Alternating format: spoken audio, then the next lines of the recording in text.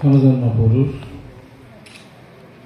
শহীদ রাষ্ট্রপতি জিয়া রহমানের 89তম শুভ জন্মবার্ষিকী উপলক্ষে জিয়া সাংস্কৃতিক জোট থেকে আয়োজিত আজকের এই আলোচনা সভার সম্মানিত সভাপতি অত্যন্ত আগ্রহী ব্যক্তি আমার অত্যন্ত প্রিয় ভাই আলী আশরাফ, আজকের অনুষ্ঠানের প্রধান বক্তা যিনি এতক্ষণ আপনারা যে গল্প শোনান জিয়া রহমানকে নিয়ে যে শিল্পী আলোচনা করলেন, আমার মন্ত্রের মধ্যে শুনেছি। আমার অত্যন্ত প্রিয় ব্যক্তি, একসময় ঢাকা বিশ্ববিদ্যালয়ে শুধু রঙ্গনীতি রাজনীতি করেছেন এবং তিনি যে কথা বললেন আমি বলতাম না কথাটা, যে 1983-এর মধ্যবর্তী ঢাকা বিশ্ববিদ্যালয়ের সমাবেশ হয়েছে, যে সমাবেশ থেকে শিক্ষা ভবন অভিমুখে ছাত্ররা যে মিছিল করেছেন বৈষম্য শিক্ষার্থীর বিরুদ্ধে, সেই মিছিল পুরো সমাবেশ উনি সভাপতি করেছিলেন। আমার দল বেশি বড় ছিল না, কিন্তু ব্যক্তি আব্দুল মামুন অনেক পরামর্শদায়ী ছাত্র ছিলেন। আজকের এই অনুষ্ঠান প্রধান আলোচক, আজকের অনুষ্ঠানে অনেক গুণীজন বক্তব্য দিয়ে গেছেন, সদীয় বক্তব্য দিয়ে গেছেন, অনেকে বক্তব্য দিয়েছেন, এখনো বসে আছেন এবং সবচেয়ে বড় কথা আমার সামনে যারা বসে আছেন আমার চেয়েও অনেকে গুণী জ্ঞান আবেদন বেশি আছে। আমি সাধারণ ক্ষুদ্র একটা মানুষ, আমার জীবনে যেটুকু বিশ্বাস করেছি আমি সেই কাজগুলি করার চেষ্টা করেছি। আজকে যে বিষয় নিয়ে আলোচনা, যে গল্প ব্যারিস্টার আব্দুল মামুন করলেন, আমি জিয়া রহমানের সেই গল্প আমি অত জানি না, তবে আমি যেটুকু জানি সেটুকু এই পৃথিবীতে শহীদ রাষ্ট্রপতি জিয়া রহমান যতগুলি সেক্টরে কাজ করেছেন, যত অল্প বয়সে এই পৃথিবীতে আর কারোর করার কোনো সুযোগ হয়নি। কেউ রাজনীতিবিদ ছিলেন, দেশের রাষ্ট্রপতি হয়েছেন, প্রধানমন্ত্রী হয়েছেন, কেউ খুব নাম করা জেনারেল ছিলেন, কেউ হতে বড় শিল্পপতি ছিলেন, কিন্তু শহীদ রাষ্ট্রপতি জিয়া রহমান কোন সেক্টর ছিলেন না সেটি আমাদের দেখতে হবে।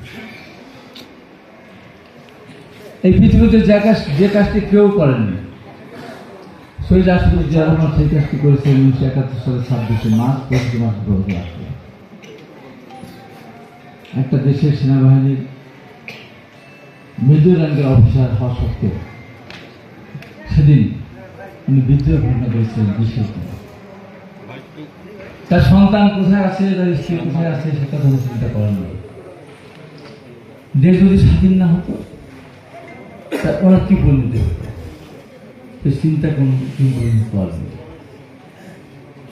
তার পরবর্তী যদি দেখি, আজকে যাকে নিয়ে বিগত 15 বছর 15.5 বছর কত কথা বলা হয়েছে, কত দুর্নাম করা হয়েছে, অপরাধ দেওয়া হয়েছে, চরিত্র হনন করা হয়েছে, তাই তো সব ধর্মীয় দৃষ্টিগুলো সেই 25 মার্চ রাত্রে দেশটিতে বেগম খালেদা অনেক বড় অবদান ছিল, কিন্তু অস্ত্রাগারের যে চাবি যার কাছে ছিল, অস্ত্রাগারের চাবি যখন পাকিস্তানের সেনাবাহিনী তার কাছে চেয়েছিল, তখন উনি দেশটিতে বেগম খালেদার কাছে ছুটে গিয়েছিলেন কি করবো। জিয়া রহমান তখন ওনাকে ষড়যন্ত্র করে সব জাহাজ করে অস্ত্র ছাড়া নাম করে ওনাকে অ্যাম্বুশ করে গুলি করে নিয়ে ফেলার চিন্তা ভাবনা তার নাম ছিল। দেশটিতে বেগম খালেদা জিয়া একদম গৃহপতি হয়েও সেদিন বলেছিলেন না, অস্ত্রাগারের চাবি নিয়ে যাবে না।